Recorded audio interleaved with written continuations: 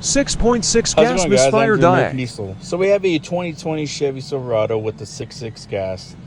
And so we're facing some issues with the engine misfire. So fire it up. What we're looking at today is the P0138, which is the Bank 1 Sensor 2. And we can see over here, Bank 1 Sensor 2, we're stuck. We're stuck at 1520. So we're gonna go ahead and give it a rev. And it just stays rich. It always stays above 500 millivolts. So let's do it again.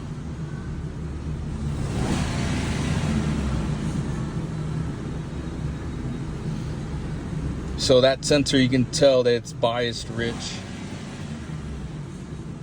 See how lazy it is?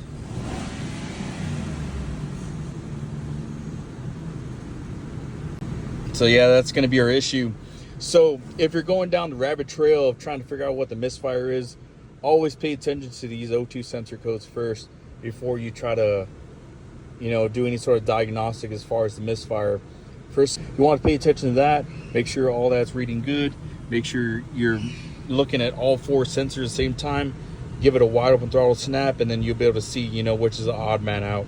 All right, appreciate it, guys. Thank you. Appreciate your time. Diesel Tech. There is no diesel like American Diesel.